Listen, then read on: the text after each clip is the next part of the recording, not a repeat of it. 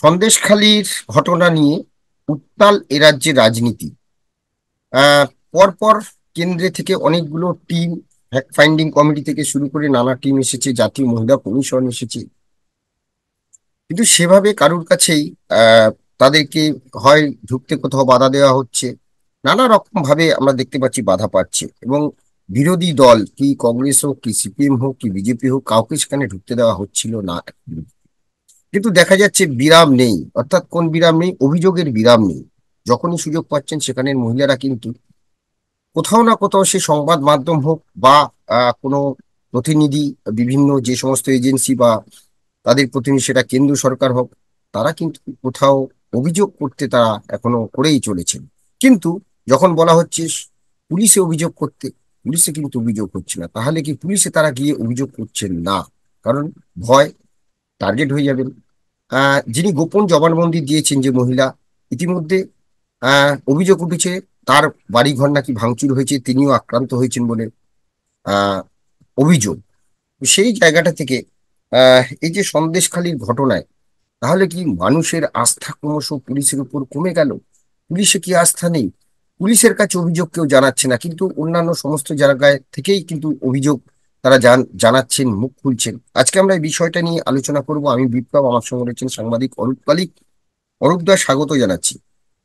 অরূপদা, যেটা দেখছিলাম যে পর পর যে ঘটনাগুলো প্রকাশ্যে আসছে, যারা বলছেন, হ্যাঁ, যদিও তৃণমূল সেগুলোকে কোনো পাত্তাই দিচ্ছে না, তারা সাজানো ঘটনা বলছেন বা বলছেন কখনো এগুলো বিজেপি বা সিপিএম এর চক্রান্ত বলছেন, কিন্তু দেখা যাচ্ছে যে যিনি গোপন জবানবন্দি দিলেন, তার বাড়ি তিনিও আক্রান্ত হলেন।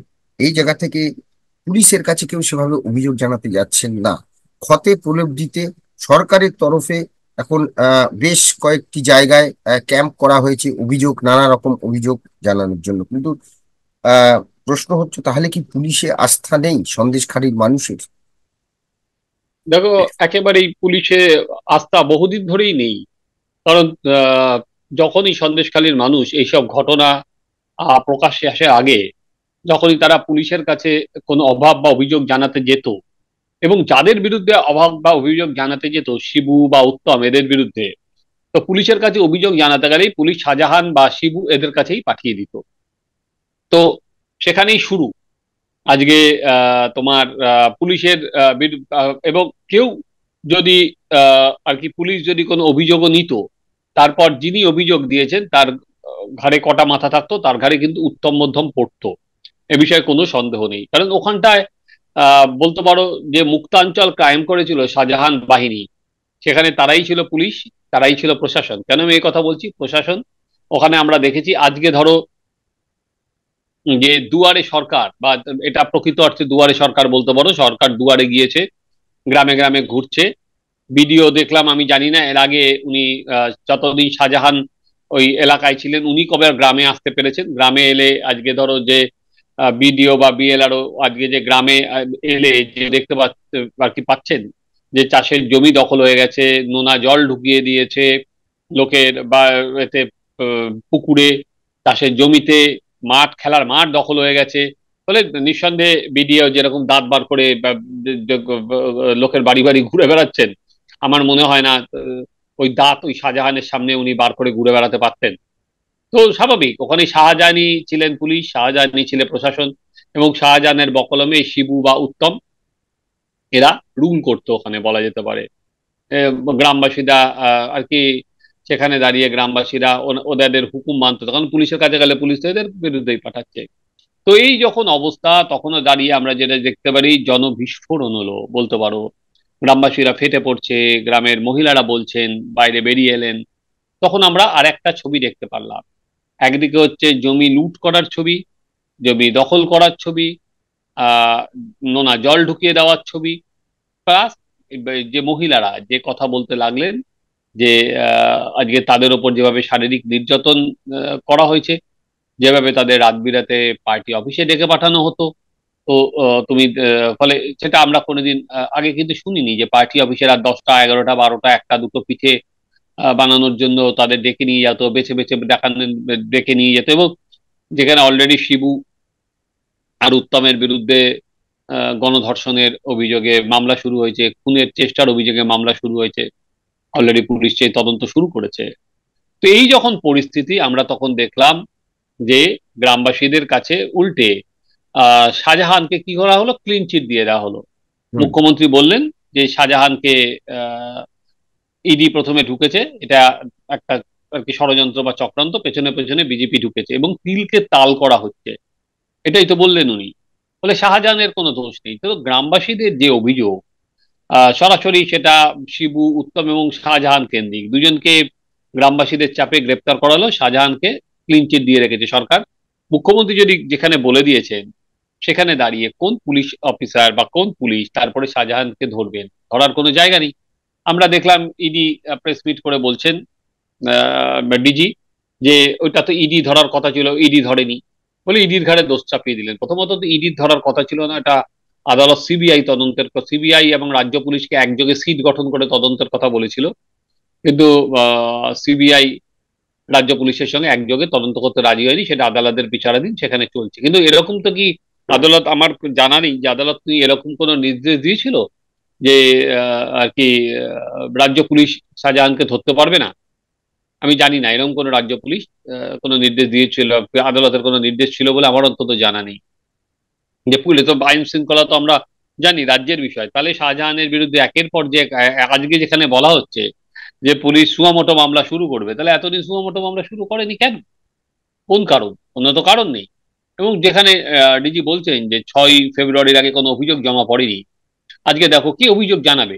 আজকে তুমি দেখতে পাচ্ছ যে আজকে নির্যাতিতা যে 164 গিয়ে আদালতে দিল, এবং শুধু আদালতে যাওয়ার মানে, বিপ্লব, এটা কিন্তু একটা শুধুমাত্র বাড়ি থেকে আদালত চলে গেল এরকম ব্যাপার না। তিনি আদালতে আর কি আহ, প্রচুর ভয়, প্রচুর আতঙ্ক অতিক্রম করে তিনি আদালতে গেছেন। কিন্তু ইন্টারেস্টিং হচ্ছে, দেখলাম রাতের অন্ধকারে তার বাড়ি ভেঙে দেওয়া হচ্ছিল এবং তিনি অভিযোগ করছেন যে পুলিশকে সঙ্গে নিয়ে আর কি গুন্ডারা এসেছিল, সেটাই ওনার অভিযোগ। তাহলে ভাবো, প্রথমত যেটা আমার যে বলার, সেটা হচ্ছে আদালতে গোপন জবানবন্দি কে দিয়েছে সেটা জানলো কি করে? সেটা সব থেকে বড় কথা হচ্ছে গুন্ডারা জানলো কি করে, তাদের তাহলে একদম। কে জানালো? তাহলে কি পুলিশ জানিয়ে দিয়েছে তাদের? পুলিশ। দ্বিতীয়ত হচ্ছে, এই যে মহিলা, তার বাড়ি কেন সিকিউরিটি দেওয়া হলো না, কেন নিরাপত্তা দেওয়া হলো না? এই গাফিলতি কার? এই গাফিলতি তো পুলিশের গাফিলতি। তাহলে ফলে একজন নির্যাতিতা যিনি 164 দিয়েছেন, যার আহ, অভিযোগের ভিত্তিতে দোর্দণ্ড প্রতাপ শিবুকে গ্রেপ্তার করা হয়েছে এলাকায়, তো তারপরে তারই যদি নিরাপত্তা না থাকে, তাহলে পুলিশের উপর কে ভরসা করবে? কেন ভরসা করবে? আজকে তো পুলিশ আর কি উর্দিধারীর কাজ করছে না। পুলিশ আজকে বা- শাসক দলের হয়ে কাজ করছে, শাসক গুন্ডাদের মতো কাজ করছে। তুমি ছেড়ে দাও শাসক দল, ছেড়ে দাও, শাসক গুন্ডাদের মতো কাজ করছে। তো পুলিশ সেখানে, তুমি পুলিশের উপর ভরসা করবে কি করে? তাহলে আমরা প্রথমে দেখেছিলাম টোটাল 8টা এফআইআর হয়েছিল। 8টা এফআইআর হওয়ার পরেও কিন্তু তোমার আহ, শিবু হাজরাকে গ্রেপ্তার করা হয়নি। উত্তমকে গ্রেপ্তার করা হয়েছিল, যদিও জামিন দিয়ে আবার গ্রেপ্তার করে, কিন্তু শিবুকে গ্রেপ্তার করা হয়নি। এই 164 দেওয়ার আগে শিবুকে গ্রেপ্তার করাই হয়নি। 8টা মামলা, 8টা অভিযোগ নিয়ে সে পুলিশ কি করছিল, ঘরে বসেছিল কিনা জানি না। একইভাবে পুলিশের ওপর আস্থা না থাকার বা বড় জায়গায় যখন দেখলাম জাতীয় মহিলা কমিশন গেল, তখন কিন্তু গ্রামবাসীরা, 10 জন গ্রামবাসী এলেন এবং দুজন আর কি ধর্ষিতা হয়েছেন, উনি তাদের সঙ্গে কথা বলেছেন। নির্যাতিতাদের নিয়ে উনি থানায় গিয়েছেন এবং তারপরে উনি রাষ্ট্রপতি শাসনের দাবি জানিয়েছেন। দেখো, রাষ্ট্রপতি শাসন যে হবে কি হবে না, সে তো পরের বিষয়, দাবি জানাতেই পারে। সেই দাবির সঙ্গে এখন রাষ্ট্রপতি সঙ্গত কিনা সেটা, রাজ্যপাল দেবেন কিনা, কেন্দ্রীয় ক্যাবিনেট করবে, সেটা অনেক পরের বিষয়। এসব ওই না হওয়ার সম্ভাবনাই বেশি। কিন্তু যেটা জায়গা, সেটা হচ্ছে আর কি জাতীয় মহিলা কমিশন এখানে আসার পর গ্রামের মহিলারা এগিয়ে আসছে, এবং সেটা ক্রমাগত প্রশাসনের উচ্চ জায়গা থেকে বলা হচ্ছে যে বহিরাগতরা করেছে, এর সাথে গ্রামের মানুষের কোনো সম্পর্ক নেই। এখানে বিজেপি আরএসএস তার এতে আছে। বিপ্লব, আমার এইগুলো দেখো যে, মনে হচ্ছিল একই জিনিস, কতগুলো ভাঙা ঘর একইভাবে বেজে চলেছে। সেই সিঙ্গুর বা নন্দীগ্রামে তোমার হয়তো একদম। মনে হুম। আছে, হুম। সেই একইভাবে বহিরাগত তত্ত্ব, একইভাবে 144, সেই একইভাবে পুলিশের ওপর বিশ্বাস ভেঙে যাওয়া। ও দেখো, বিশ্বাসটা আর কি একবার যদি ভেঙে যায়, এটা কাচের মতো। তোমার যেমন কাচ যদি ভেঙে যায়, কাজটা আর জোড়া যায় না, তাই তো? তেমনি বিশ্বাস জিনিসটাও তাই। পুলিশের ওপর বিশ্বাসটা আহ সেখানে সিঙ্গুর বা নন্দীগ্রামে আমি আমার চোখের সামনে দেখেছিলাম। সিঙ্গুরে তোমাকে একটা ঘটনা বলি, আমি সিঙ্গুরে যেদিন গিয়েছিলাম সেদিন পুলিশ চারধার ঘিরে ধরেছে, চারধার ঘিরে ধরে গ্রামের মধ্যে গেছে, গ্রামের মধ্যে মহিলাদের টেনে নিয়ে যাচ্ছে, এমনকি 2 বছরের বাচ্চাকেও গ্রেফতার করেছে, তাদের প্রিজন ভ্যানে তোলা হয়েছে। তারপরে ওখানে আমি আদালতে গেলাম, ও বাবা, আদালতে গিয়ে দেখছি যে সমস্ত ঠিকানা দেওয়া হয়েছে সব তো সিঙ্গুরে, যে বাড়ি গ্রেপ্তার করা হয়েছে সিঙ্গুরে, খালি দুই একটা ছেলে মেয়ে ছিল যারা যাদবপুর এবং প্রেসিডেন্সি বিশ্ববিদ্যালয়ে গিয়েছিল, ওইখানে সলিডারিটি জানাতে যেতেই পারে, এত বড় একটা আন্দোলনে তো একইভাবে আমি নন্দীগ্রামে দেখেছিলাম। সিঙ্গুরেও তাই দিনের পর দিন 144 ধারা জারি করে রেখেছিল, এবং সেখানে তখন বলা হতো যে বিরোধী নেত্রী বা বিরোধী নেতারা গেলে সেখানে ল অ্যান্ড অর্ডার ভেঙে পড়বে। তোমার হয়তো মনে আছে সেরকম একটা 144, মমতা বন্দ্যোপাধ্যায় সিঙ্গুরে যাচ্ছিলেন 144 ধারায়, উনি যেতে দেওয়া হয়নি, তারপরে উনি ফিরে এলেন বিধানসভা, তারপরে বিধানসভা হয়েছিল আজকে ইতিহাস। বিধানসভায় উনি 144-এই কিন্তু ফিরে আসতে বাধ্য হয়েছিলেন, তারপরে বিধানসভা তৃণমূলের প্রচুর বিধায়ক সেটা ভাঙচুর করেছিল। তো তারপর দেখো সেই ভাঙা রেকর্ড আজ 16 বছর 17 বছর ভাবে একইভাবে ওই ভাঙা রেকর্ড কিন্তু বেজেই যাচ্ছে, তো বেজেই যাচ্ছে। সেই শাসক পাল্টেছে, গঙ্গা দিয়ে বহু জল বয়ে গেছে, কিন্তু সেই ভাঙা রেকর্ডটা কিন্তু এখন এই শাসক বলছে সেই আহ বহিরাগত ছিল, 144 ধারা জারি করা হচ্ছে, সেই একই ব্লা ব্লা ব্লা, ওই একই জিনিস। এবং তখনও পুলিশের ওপর কিন্তু আস্থা উঠে গেছিল। সেই পুলিশকে তখন বলা হতো যে চটি পরে পুলিশ ক্যাডাররা ঢুকেছে, পুলিশের ড্রেস পরা কিন্তু পায়ে চটি পরা, নন্দীগ্রামে আমরা যেটা নামই হয়ে গেছিল চটি পুলিশ। এখানে তাই সেই সিপিএম এর ক্যাডারে রূপান্তরিত হয়েছিল, এখানেও তো তাই। তো বলছে পুলিশকে, মহিলার যা অভিযোগ সেটা যদি অর্থাৎ সত্যতা থাকে, বা শাসক ভয়ঙ্কর যখন অবস্থা। ক্ষমতায় তখন তাদের স্বর কিন্তু বদলায় না, একই রকমই থাকে। হ্যাঁ, তো সেই জায়গা হ্যাঁ, থেকে। কিন্তু সে হ্যাঁ, তার থেকে বড় কথা হচ্ছে, ধরো পুলিশের উপর যদি আস্থা উঠে যায়, প্রশাসনের উপর যদি আস্থা উঠে যায়, এবার সেখানে এক মন্ত্রী গিয়ে বলছেন যে খেলা ঘুরে যাবে। আরে, একটা মহিলাদের নির্যাতন হচ্ছে, সেখানে খেলা, এর সাথে এরা যে কয়েনেজটা শুরু করেছে তার সাথে খেলা, খালি দেখো কিছু ঘটনাকে সংযোজন হয়নি, নিশ্চয়ই হচ্ছে। মামাটি মানুষ সরকার যখন ক্ষমতায় এসেছে তখন নতুন একটা সংযোজন হয়েছে, যেটা আমি সিঙ্গুর বা নন্দীগ্রামে দেখিনি। সেটা আমি কি দেখলাম, যে এই দু একদিন আগে যে সন্দেশখালিতে মন্ত্রীরা গেলেন, 3 জন মন্ত্রী, হঠাৎ করে দেখলাম তাদের উপর পুষ্প বৃষ্টি হচ্ছে। আমি সেটা বুঝতে পারলাম না কেন, পুষ্প বৃষ্টিটা কিসের জন্য?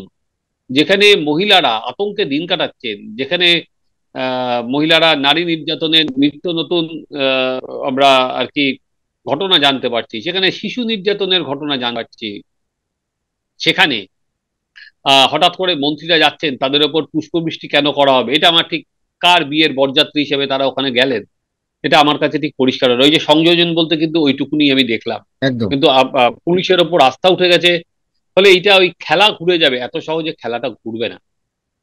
হ্যাঁ, সত্যিই তো খেলা ঘুরে যাবে। এত সহজে কি খেলা ঘুরে যাবে? পুলিশে কি আস্থা আসবে মানুষের?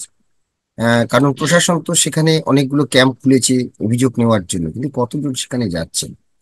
কিন্তু অন্যদিকে দেখা যাচ্ছে অন্যান্য যে সমস্ত এজেন্সি যাচ্ছে, তাদের কাছে ক্রমশ অভিযোগের বন্যা হয়েই চলেছে, অভিযোগ হয়েই চলেছে। ক্রমশ মুখ খুলছেন মহিলারা, কিন্তু পুলিশের কাছে যেতে তারা ভয় পাচ্ছেন, তারা জানেন তার কাছে গেলে কোনো কাজ হবে না।